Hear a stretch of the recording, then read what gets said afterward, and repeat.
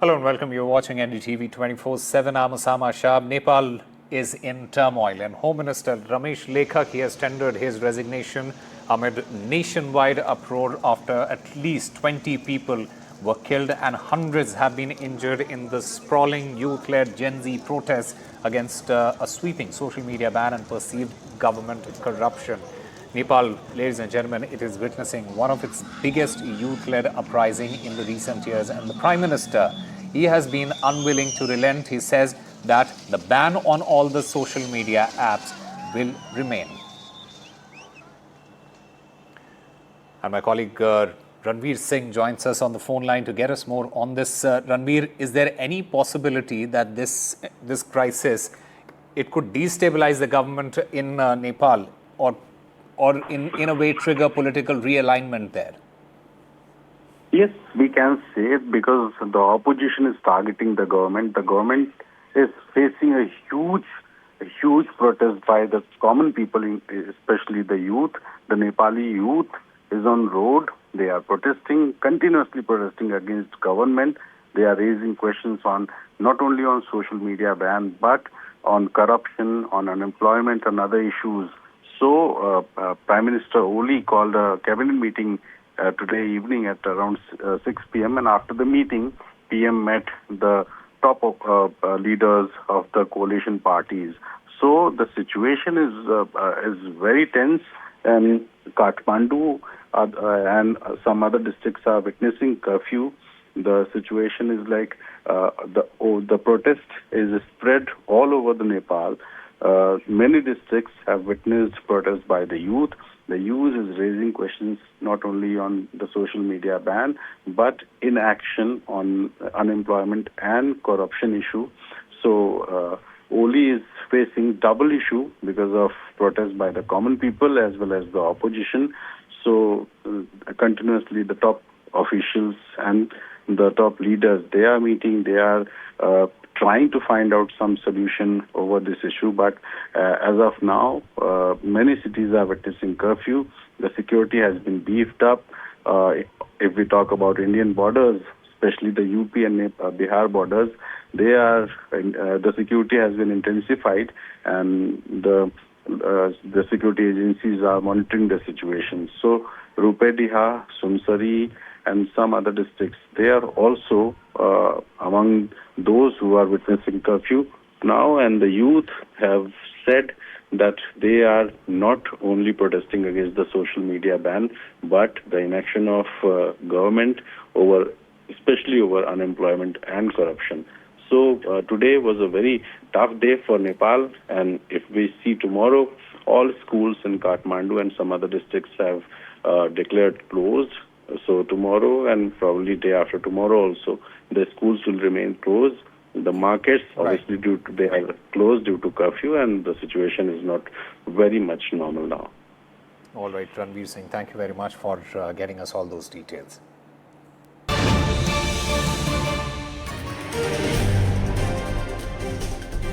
Well, a massive political crisis is unfolding in France. The Prime Minister of France, François Bayrou, he is set to resign. In fact, marking the collapse of the President Emmanuel Macron's government. Yet again, this is the fourth Prime Minister that Macron has lost in just 20 months, and the second government collapse in less than a year. The entire turmoil, it raises serious questions about Macron's authority, his ability to govern with a fractured parliament, and the stability of France at a time of economic strain and far-right resurgence in the country. And my colleague Vishal Vivek joins us to get us more on this. Vishal, what exactly triggered this collapse and what happens next for France? Well, it was the PM himself who had called for this confidence vote in which he wanted to pass this controversial bill which would have curtailed some of the rights of citizens and cut down on some of the public holidays. It was already an unpopular bill. Unexpectedly, the number of people who voted against the bill rose up to as much as 384, which is far above the limit required for the government to collapse. And as a result, it has collapsed. And it's it's not a surprise also because it's in the last 20 months, as you rightly mentioned, 4 times the government has collapsed, 4 PMs have been replaced, and now we'll have a fifth PM, or no one really knows what will happen because French President Macron has his task cut out now because he will have to gauge through a minefield of politics at the moment because he won't have any options. If he replaces another PM, which would most likely be a centrist PM, that will be struck down by both sides, both right and left will probably reject that kind of candidate. So Macron is in a tight space at the moment. His chair is not at threat because he will rule until 2027. That's how the constitution of France is. But the PM's chair signifies that the government has been quite unsteady, and France is one of the biggest economies in the world, one of the richest countries in the world. But surprisingly, its economy has been under tremendous pressure in the recent past. It's actually the government bond that's issued. It's under tremendous pressure. It's under more pressure than the Greek or the Spanish bonds, which traditionally have been under pressure throughout. So all of that will have to be seen. Macron will have his task cut out. What will happen, only time will tell. But at this moment, French government is quite unsteady. The economy is unsteady. So the people will start raising questions now as to what the government will do because nobody seems to have a clear answers to these questions. All right, Vishal Vivek there. Thank you very much for getting us all those details. Well, the stage is set for the vice presidential election in India, with both the NDA and the opposition parties organizing meetings and even mock polls to prepare their MPs for the voting process.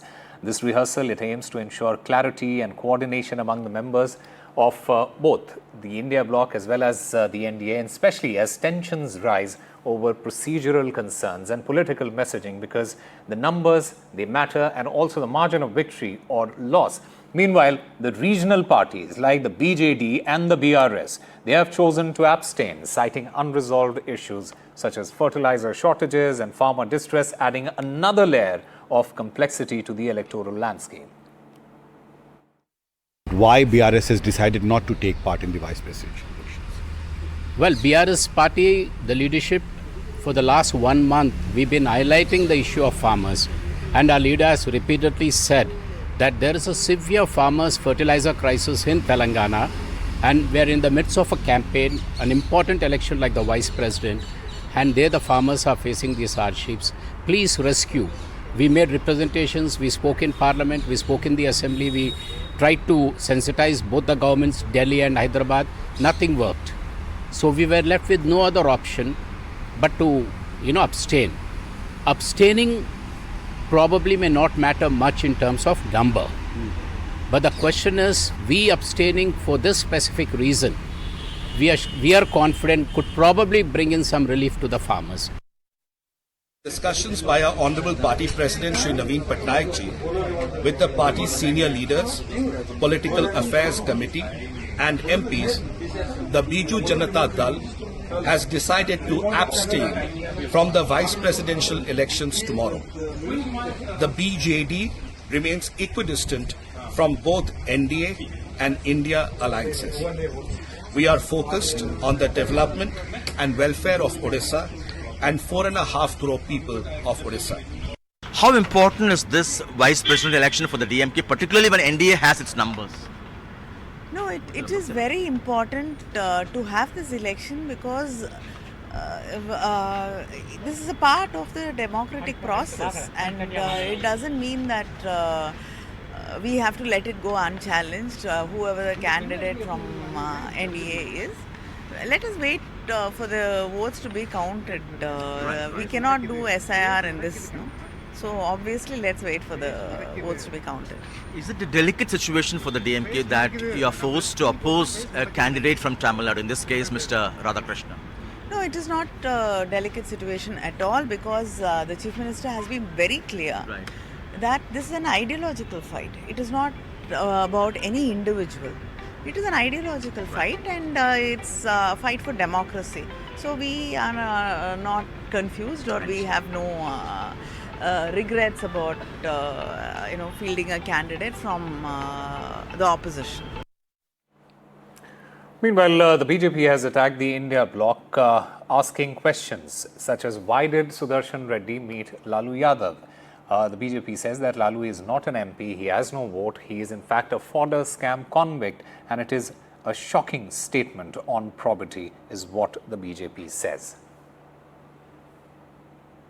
देश के soul को बचाने के लिए मुझे vote दें, यह है उनका कमेंट जो अखबार में आया है और उन्होंने वीडियो रिलीज किया है। और ये देखिए, देश के सोल को बचाने के लिए वो किससे मिल रहे हैं? लालू प्रसाद से। लालू प्रसाद फॉर्डर स्कैम में कन्विक्टेड हैं। आप किस तरह के रिटायर्ड सुप्रीम कोर्ट के जज हैं? जो व्यक्ति कन्विक्टेड है किसमें? स्कैम में, करप्शन में। जो व्यक्ति कन्विक्टेड है स्कैम और करप्शन में, आप जाके उनसे मिलते हैं। कौन है ये बीजेपी में महानुभाव? रविशंकर प्रसाद ने सवाल किया। हाँ, रविशंकर जी कितनी बार मिलने जाते हैं मैं बताऊं? सुशील मोदी जी की कितनी मुलाकात होती थी? अभी के कितने मंत्री और प्रधानमंत्री जी किन किन मंचों पे मिले हैं? मतलब कुछ तो शालीनता रखिए बरकरार Ravishankar ji. You are desperate to become a minister once again. आप जिस व्यक्ति के बारे में टिप्पणी कर रहे हैं ना, उस व्यक्ति ने बिहार का सत्ता समीकरण बदल दिया। हाँ, उसको थोड़ा ध्यान में रखिए, आईना सामने रखा कीजिए। इस तरह की ओछी अशोभनीय टिप्पणियों के लिए कम से कम बिहार में कोई जगह नहीं है। चिंता करिए इस बात की। The Prime Minister Narendra Modi, he will be visiting Himachal Pradesh and Punjab on Tuesday to assess the flood situation and also review the ongoing relief and rehabilitation effort in both the states. According to officials, the Prime Minister will depart from Delhi at around noon and arrive at Pathankot Air Base, from where he will travel to Kangra in Himachal Pradesh, where he will conduct an aerial survey of areas that have been affected by floods and landslides. Right now we are reporting from Gurdaspur. First of all, I'll request my Vijay to show all these pictures from ground. We have seen how the security had already been beefed up at Gurdaspur in wake of Prime Minister visit. We have seen Prime Minister is visiting the various flood affected areas to just assess how much damage has been taken place, because we have seen earlier the Union Agriculture Minister has also visited and he had given a detailed report to Prime Minister that how much loss and how much damage has been taken place in the state of Punjab, because we have seen the border districts were worst affected, but we are showing all these pictures from ground how the security had been beefed up in district Gurdaspur in wake of our Prime Minister visit. We have seen the police official, they are keeping an eye over movement of each and every vehicle which is entering towards Gurdaspur and leaving from the Gurdaspur towards various villages and other cities.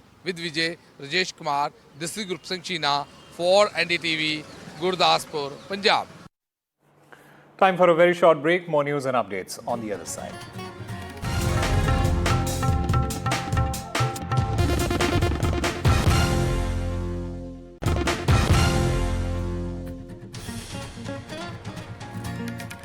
Welcome back. Tension gripped Madhu town in Mandya district after communal clashes erupted during Lord Ganesha idol immersion on Sunday. The situation had turned volatile following stone pelting allegedly by miscreants from another community led to widespread unrest. According to police sources, in fact, it started when people were taking part in the Ganesh immersion procession in Ram Rahim Nagar. Clashes broke out between youths from both communities, forcing police to intervene. The district administration, it has appealed to both the communities to cooperate with law enforcement to restore normalcy.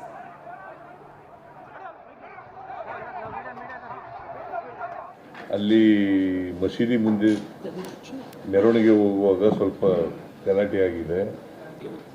ಲಘು ಲಾಠಿ ಪ್ರಹಾರ ಕೂಡ ಮಾಡಿದ್ದಾರೆ ಪೊಲೀಸ್ನವರು. ಯಾಕಂತಂದರೆ ಪೊಲೀಸ್ನವ್ರು ಮಾತು ನೀವು ನಿಲ್ಬೇಡಿ ಹೋಗಿ ಅಂತ ಹೇಳಿದಾಗ ಕೇಳಿಲ್ಲ ಅವರು. ಗುಂಪು ಕಟ್ಕೊಂಡು ಗಲಾಟೆ ಮಾಡಕ್ಕೆ ಶುರು ಮಾಡಿದ್ದಾರೆ. ಸೊ ಅದಕ್ಕೋಸ್ಕರ ಲಘು ಲಾಠಿ ಚಾರ್ಜ್ ಮಾಡಿದ್ದಾರೆ. ಸುಮಾರು 21 ಜನ ಅರೆಸ್ಟ್ ಆಗಿದ್ದಾರೆ ಇಲ್ಲಿವರೆಗೂ. ಆಮೇಲೆ ಯಾರು ತಪ್ಪು ಮಾಡಿದ್ರು ಕೂಡ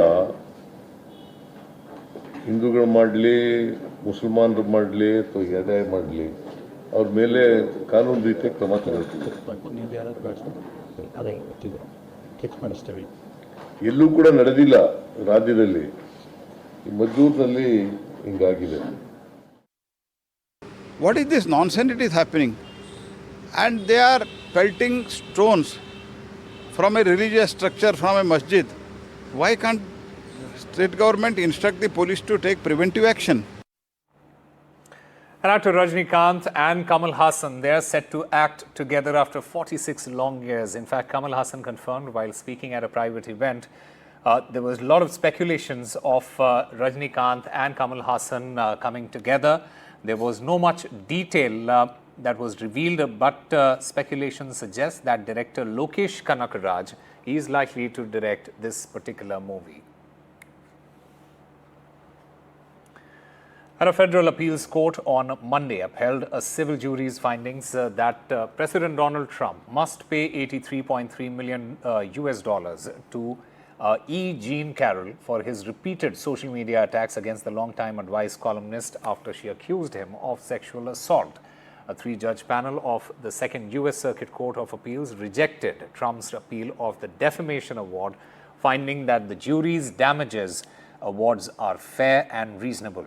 Trump had argued the damages were unreasonably excessive and pushed for a new trial in light of the Supreme Court's expansion of presidential immunity.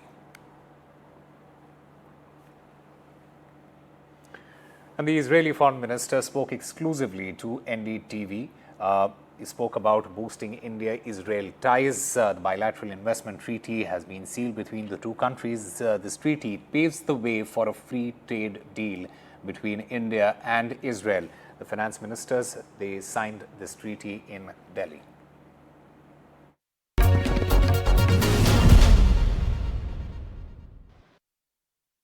Hello and welcome to NDTV. I'm Aditya Raj Kaul. Just now, minutes ago, a historic deal has been signed between India and Israel, and this is the bilateral investment deal. To talk more about that, joining us exclusively here on NDTV is the Israeli finance minister, Mr. Smotrich. Thank you very much for joining us. Thank you for hosting me. Well, I want to begin by asking you about this historic deal. You know, how was this achieved and what is the main objective that Israel has behind this? אני אתחיל בזה שהודו וישראל חולקות הרבה מאוד מכנה משותף. I'll begin by saying that Israel and India have a lot in common. גם בעבר וגם בהווה. In the past and in the present. שתי אומות מאוד עתיקות עם תרבות ומורשת מאוד עמוקה. Two ancient nations and civilizations with ancient traditions and heritage. כן, אומות שמחברות את התרבות העתיקה עם המציאות המודרנית. Nations that unite the ancient heritage with the contemporary reality. מדינות שמשלבות לאומיות, דת ודמוקרטיה. Nations that both integrate nationalism, religion and democracy. שתי המדינות היו תחת המנדט הבריטי עד סוף שנות ה-40 של המאה הקודמת. Both nations were under the British rule until the end of the 40s. אתם קיבלתם עצמאות ב-1947, אנחנו שנה אחת אחר כך, 1948. You were independent in 1947 and Israel 1 year later in 1948. וגם היום, שתי המדינות מתמודדות עם טרור איסלאמי מסוכן, אכזרי וחסר הבחנה. And today also, both nations contend with Islamic terrorism, which is dangerous and indiscriminate in its damage.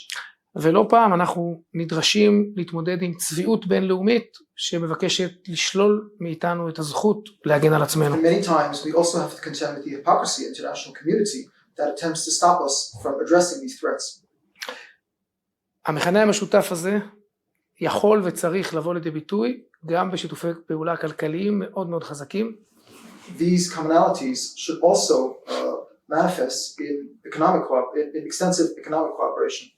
וההסכם ההיסטורי שחתמנו עליו הבוקר כאן, and the historical treaty that we signed this morning, קודם כל אומר שהממשלות שתיהן מעודדות את החברות הפרטיות להשקיע כל אחת במדינה האחרת. First of all, this treaty says that both governments. Historical treaty. This historical treaty says that means that both governments are encouraging the private sector to forge mutual investments.